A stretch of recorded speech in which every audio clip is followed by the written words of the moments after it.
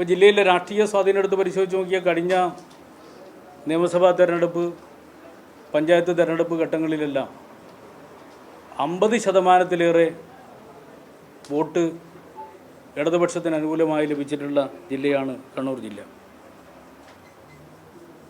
ഇപ്പോൾ പാർട്ടിയുടെ എല്ലാ തലങ്ങളിലുമുള്ള സമ്മേളനം പൂർത്തിയായിരിക്കുകയാണ്. കഴിഞ്ഞ ഫെബ്രുവരി 1 മുതൽ 3 വരെയാണ് ജില്ലാ സമ്മേളനം നടന്നത്.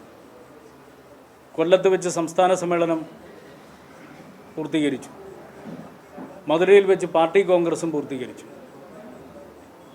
ഈ സമ്മേളനങ്ങളിലെല്ലാം നമ്മുടെ രാജ്യത്ത് നിലനിൽക്കുന്ന രാഷ്ട്രീയ സാഹചര്യത്തെ സംബന്ധിച്ചും അതിൽ ഇടതുപക്ഷത്തിൻ്റെ കടമ എന്താണ് എന്നും പാർട്ടിയുടെ സ്വതന്ത്ര ശേഷി വർദ്ധിപ്പിക്കുന്നതിൻ്റെ ആവശ്യകത എന്താണ് എന്നും വളരെ വിശദമായി ചർച്ച ചെയ്തുകൊണ്ട്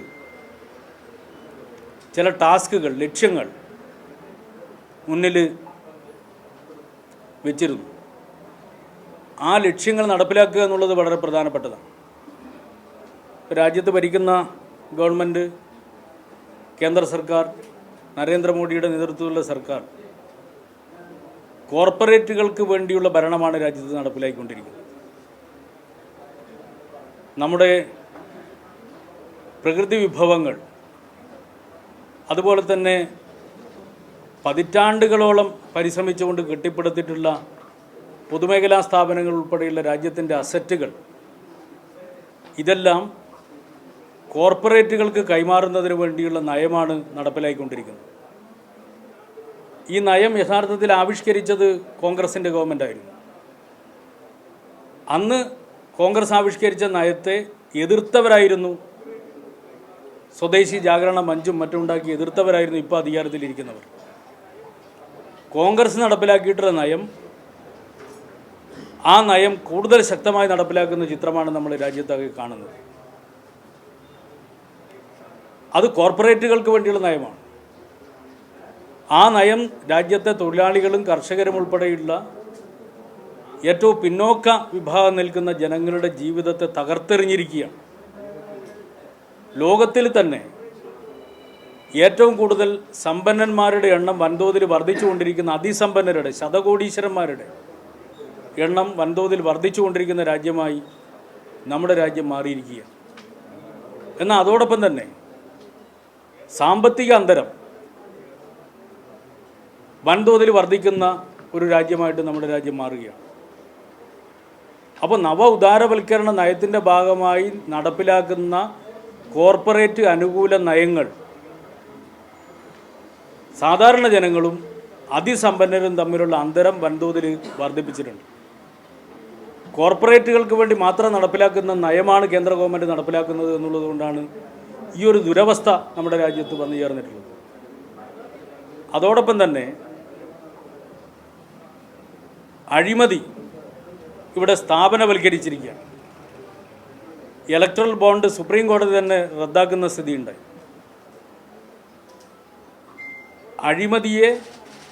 അഴിമതിക്ക് നിയമ പരിരക്ഷ നൽകിക്കൊണ്ട്, നിയമപരമായ സംവിധാനം ഒരുക്കിക്കൊണ്ട് അഴിമതി നടപ്പിലാക്കുന്നതിന് വേണ്ടിയുള്ള ക്രോണിക് ക്യാപിറ്റലിസത്തിൻ്റെ ഭാഗമായി, ചങ്ങാത്ത മുതലാളിത്തത്തിൻ്റെ ഭാഗമായി കോർപ്പറേറ്റുകളും ഭരണ രാഷ്ട്രീയ നേതൃത്വവും എല്ലാം ചേർന്നുകൊണ്ട് അഴിമതി സ്ഥാപനവൽക്കരിച്ചുകൊണ്ട് നടപ്പിലാക്കുന്ന ഒരു ഭരണമായിട്ട് കേന്ദ്ര ഗവൺമെൻറ് മാറിയിരിക്കുക.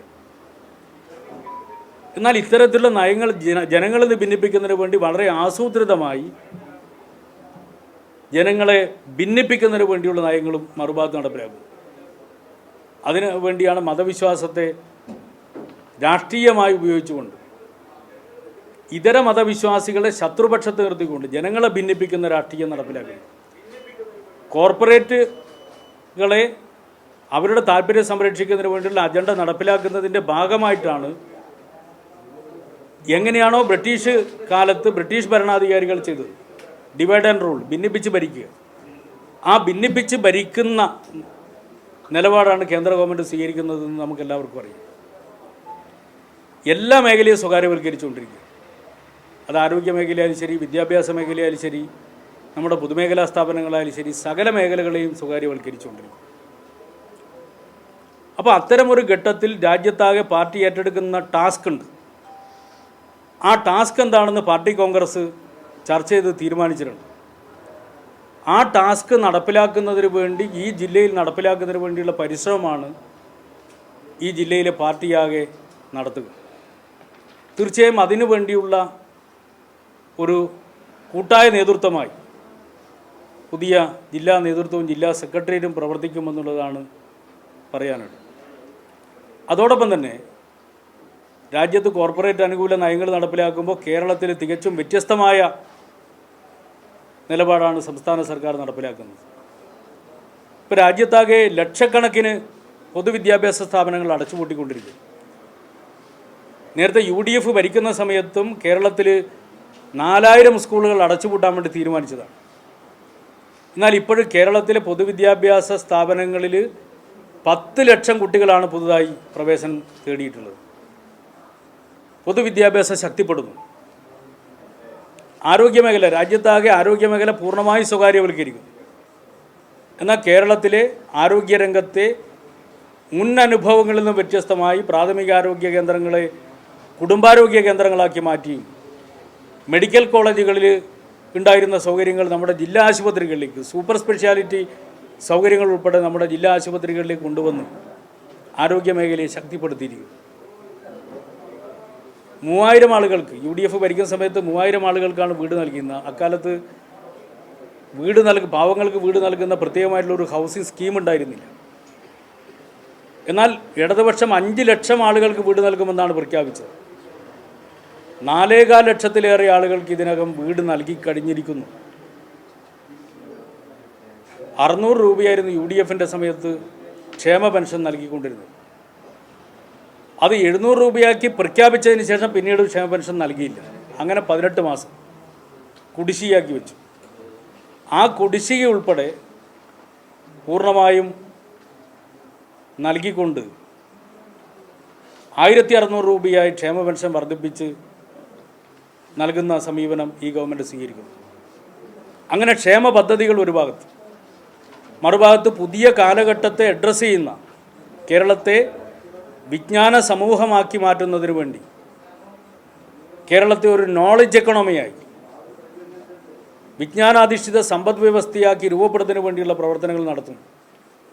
ഏറ്റവും ആധുനിക ഗ്രാഫീൻ ഇന്നൊവേഷൻ സെൻറ്റർ പോലുള്ള, സ്പേസ് പാർക്ക് പോലുള്ള ഏറ്റവും ആധുനികമായ മേഖലകളിൽ ഇടപെടുന്ന ഒരു സംസ്ഥാനമായി കേരളം മാറിയിരിക്കുന്നു.